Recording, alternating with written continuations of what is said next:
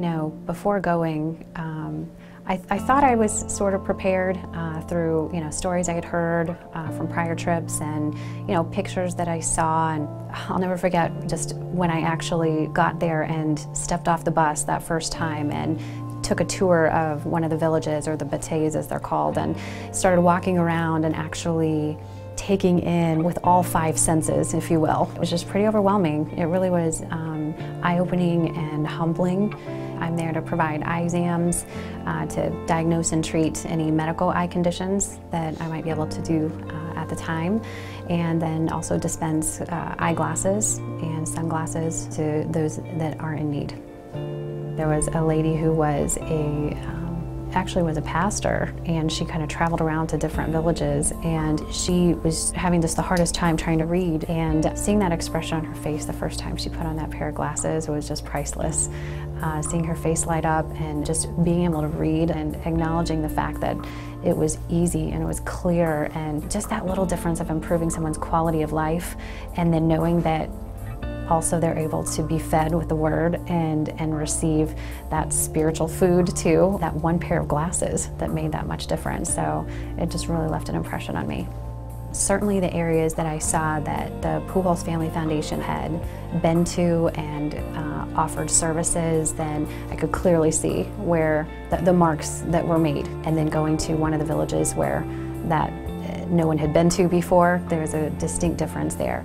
The need is still so great and still so ongoing that, you know, even the areas that are served still need to be served continually. The one thing that will always leave an impression on me, just deep down, is, you know, we got there and here we are in the midst of the week, and all of a sudden Hurricane Sandy hits on a day that here we are supposed to go out to one of the villages that no medical team had been to before, and getting word that the people in the village were still expecting us to come and they were waiting for us.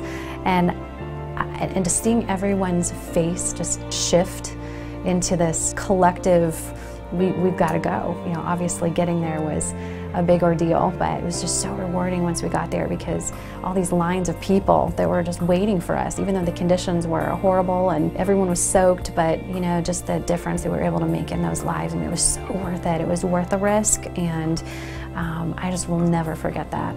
I think when it comes to optometry, certainly there are medical conditions of the eye that, you know, when you're in the midst of it, that unfortunately for some patients you can't help.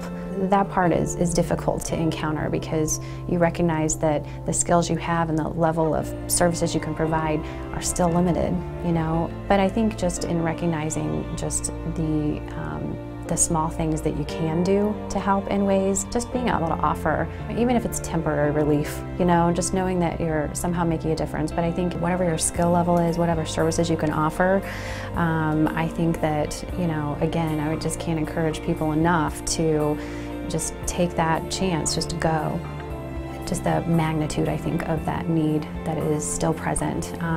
You know, and just being able to see that reflected when I was there both times, and just knowing that the people there, just how they appreciate so much the help that's received, but there's still so much more to do, and that's what keeps me coming back.